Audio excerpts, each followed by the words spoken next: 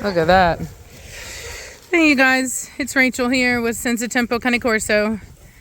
So I'm here with some of the dogs. I've got my boys out other than Batista and then one puppy. I didn't get to show you guys the letting them out. Unfortunately, because it's just me now for the most part, Savannah, she went and hung out at Reese's parents' house this weekend. Just, you know, they went to Skateland and she's having so much fun. She wanted to stay over there, which is fine. Like, she's getting of an age where she likes to hang out with people her own age, and they're very close. So it's a good, healthy outlet. But it just makes it to where I have no help, which is totally fine. It is what it is. Like, that's going to be the way that my life is. So I need to figure out how to do it. So I did a new method where basically I brought each dog out. I put them on a leash. As you can see, here's a leash here, and a leash here, and a leash here. And so I tied them up. And then what I did is I let them off based upon their calmness, as well as their position within the pack. So I let Preacher off first. Then I let Don Juan off because Don Juan was being very... You know what? Where's Preacher? There you are. Okay. Then I let Don Juan off because he's being really calm and he's a good boy. And then I let Grim off. I have not let Matt Mortigan off because Grim started doing his thing that he likes to do, cause problems. And basically I had to do like some training with him that required both hands. So basically, if I have a really overly confident dog that is not wanting to submit and we're in a large space like this, I basically have to chase him down. I have to use both hands and I have to make them lay down and I have to hold them there, sometimes with both hands. Typically one hand on the neck and then one hand on the body, to just kind of hold them down. Now the idea is not to hold them down with force so long as you don't have to, you know what I mean? Like you know, obviously you want to hold them there, but the idea is to get them to stay there with no hands on them at all. So you do need to be getting to where you have a light hand. And so the idea is not to be, you know, a total jerk the whole time if you don't have to be, as far as like, you know, being more forceful. But the idea is to show the dog that you are in control, you are the dominant one, and they will do as they're told. They will submit to you. And some people will say that submission is given, not taken, but anyone who's watched my videos knows that that's not true. Let's take a moment for structure. Okay, so here we have the Madman. He's a little bit more excited, and that's why I hadn't let him off yet. And he can be a bit of a problem when it comes to Preacher. He's nicer to the younger dogs that are just, you know, less dominant than him in general. But when it comes to Preacher, he can be a little bit more problematic. So I'm going to let him off now. Preacher, come here. I'm going to make Preacher sit. Shh. Stay. I'm going to make Preacher stay. Back off. Move. Get back. Okay, let him off. Stay. Shh. Shh. Stay. Now, because Preacher is his trigger, I'm just going to... Preacher. And Preacher wants to go out and meet him. And I'm not going to let that happen because it's not that I think they would fight. But if you continue to allow two dogs to challenge each other, eventually you could end up in a fight. And so I would rather avoid that by not allowing them to challenge each other in the first place, even if it means keeping back the dog that, you know, wants to kind of prove himself, as you can see here. Now we can see these other boys out there, you know, they're kind of trying to show off, but my Mortigan doesn't really care because he's the bigger man. He tends to ignore them. He knows what he is, and so he's really confident in himself. So he's less bothered by the other dogs.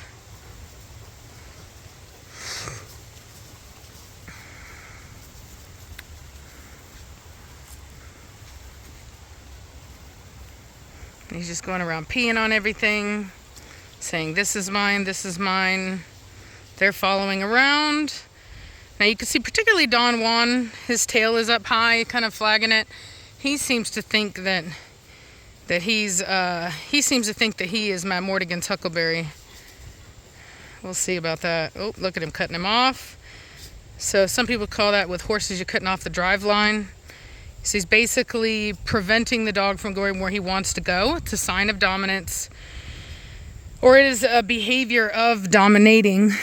And basically just, and as you see, and it, honestly, it's a really good, this is a lesson that even I'm trying to learn of, see how he disrespected him just then? He kind of just like ran into him, his shoulders. There he's hiking up real high on that urination there. That tail up, prancing. Really pretty dog. Beautiful dog. Really trying to show out right now. Oh, look at him. He's going to try to cut him off again. Boom, he did, but my Mortigan just handled it. Oh, look at him. Body checked him. Ah, ah, ah. Don Juan. Psh, Donnie boy. Don Juan. Shh. Now I'm going to kind of break in here. Shh. Cut it out. Shh. Cut it out. You quit it. Get that tail down. Shh. You stop it. Leave him alone. Shh. Shh. See, I got the tail down a bit. Are you going to be good? Shh. Come here. Don. Come here. That's a good boy. Good boy. You be good. Yeah. Good boy. You be good. You hear me? Good boy. Behave. Ah! Good boy. Good boy. So managing the energy, making sure that he understands. So that is my other boy. I haven't named him yet, but he's out there crying. That's that new Custodianos boy that I got.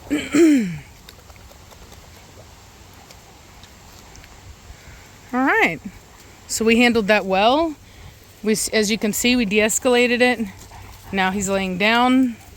He looked at him, got up, thought about it, decided not to. It's okay for them to greet. It's okay for them to smell each other, so long as they're respectful. Somebody's shooting.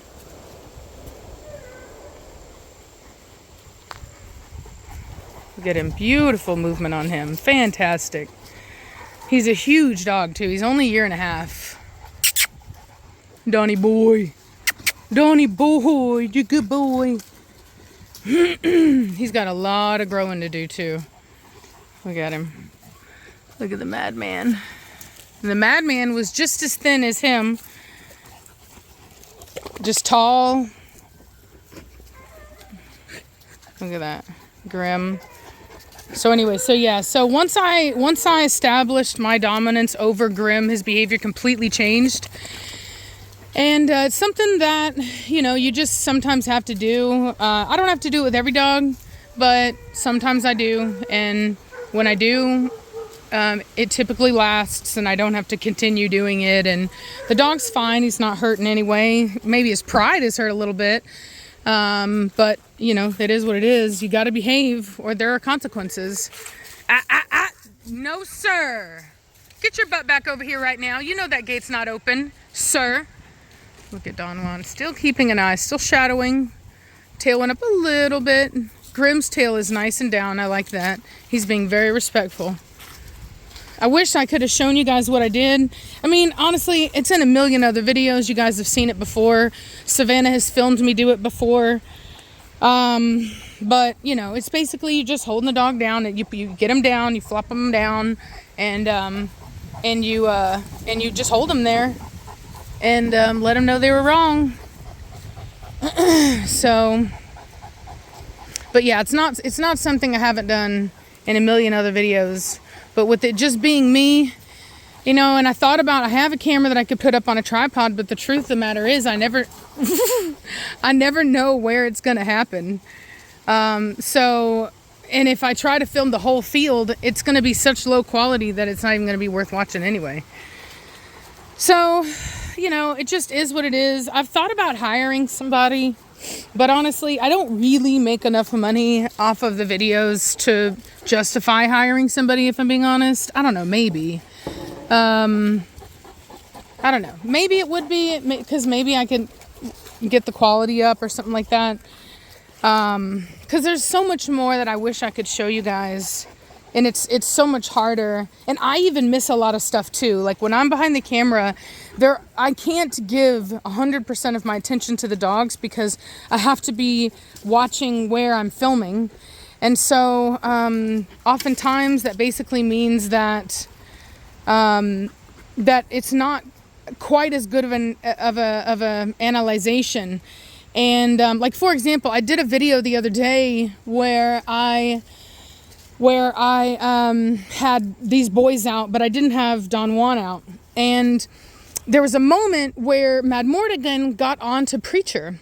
And at first, I kind of thought he was challenging his authority, but upon watching it later, I was able to see very clearly that Mad Mortigan did what Preacher typically does, whereas he interferes in conflict, shuts down conflict. And he came to me after that, and you could tell that he thought he had done a good thing, that he was being a good boy. And he was a good boy, had I been able to fully absorb what I'm watching. And so there's probably a lot of benefits to me hiring someone to film with me. And anyway, I guess I'll have to see. So, the reality is I'm only filming for like 10, I don't know. Sometimes I film up to 30 minutes, but anyway, but maybe I'm, I don't know. Anyway, so I don't know what the rates are. I don't know what any of that is. You're such a pretty boy. You are such a pretty boy. Don Juan is really changing my mind about him. He was kind of a distant dude.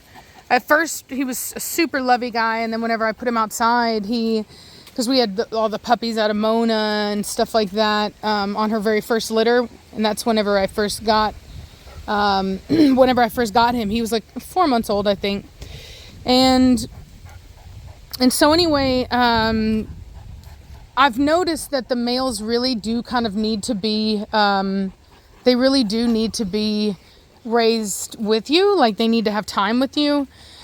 And so it's something I've learned. Really, Don Juan is the one who taught me that. Now he is coming out of it, and he is really bonding with me, and as you saw, and I like that. And it's almost like if a Corso, they really need their person, and if they don't have their person, it's like they don't really know what to do with themselves in a way, as far as trusting, because they're not trusty of everybody. And so it took him a little bit to figure that out. But other than that, he's been fantastic temperament. Really, really, really good dog. Just love him to pieces. And I'm glad that he's now really interacting with me more and being more affectionate and coming to me and stuff like that. He just wasn't doing that. He was a little bit more distant. Izzy is kind of like that too right now. Izzy is very kind of to herself. That's why I haven't done a lot of videos with her, because in order for me to bring a dog out into the pack, I have to have a certain level of trust and communication with the dog. And so some of that can be earned through, like, for example, what I did with Grim today, where it was a dominance thing. But sometimes they just don't even really have any interest at all in the pack and anything other than doing their own thing. And that was very much like how Izzy is. So anyway, I guess we'll see. But, I love Izzy as far as her structure, her head, her type. It's fantastic. She's a great dog. So maybe that'll change. Maybe I should try to do a little run with her and see what we get. But I'm going to let y'all go. Just wanted to show you guys kind of how I'm working on doing what I do as more of a solo thing, where I can do it in a way that is safe and healthy and productive without getting myself into trouble. Because there's even though all these guys are getting along right now, the reality is that if I would have done this incorrectly, I could have just as easily had a bunch of fights on my hands. So that's a really important thing to think about. You know what I mean? A lot of it is about technique. And I think that's a very important thing to realize, is it may not be necessarily that your dogs are not capable of getting along. It may just be that you are not introducing them in a way that diffuses all of that tension and energy and excitement so that they can respect each other and share a space. And in the same way that I had to do with Grim, you know, you have to make sure that every dog out here is under your control. You have to have 100% control. And I didn't have it over Grim, and I got it today. As you can tell, he's much better behaved. But you know, you have to have that, or you cannot bring them out. And like with Batista, for example, I have 100% control of Batista in 90% of his life. But when it comes to him and other dogs, it's just not that way, man. He is just not going to tolerate it. He wants to take out any other opposing competition, and males are competition. And he is just, you know, and it's a very natural thing to do. It's more natural for him to be that way than it is for these dogs to be this way. And I do want to make that clear.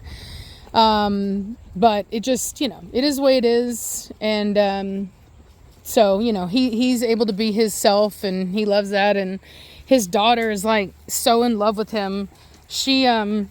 His daughter, I put her next to, like, I even put Mad Mortigan next to her, and she will still fence fight with him for food. Okay. She'll still do it. But, Batista, nah, she won't. She literally backs down to Batista. I saw it. She was doing her little barky thing, running across the fence, and he checked her from the other side of the fence, and she immediately stopped. And then yesterday I caught them laying down together on opposite sides of the fence, and she's not in heat or anything like that. I would never allow that to happen. But in fact, when that time comes, I will move her. Look at that structure. And he's a baby, y'all. This dog is not near done. This is a child. Really, dude? You literally hit me with that stick. Look at Matt Mortigan trying to start drama. Madman. No. No. Don't you start that. No. No. Mad Mortigan. Don't. What'd I say? Don't. Let's go. Now. Grim, put it down. We are not about to see excitement. Excitement equals aggression. You don't. You put that down now. Sir. Walk away. Let's go. Now. Move it. Go. We are not playing sticks. No. No. Mad Mortigan. No. Cut it out. Swear to God. He is a problem. See, I'm going to ignore him now, because he's getting more excited the more attention that I'm giving him. He's always, I swear to you, man, he really believes that he is a paid actor, and he really be acting at the part.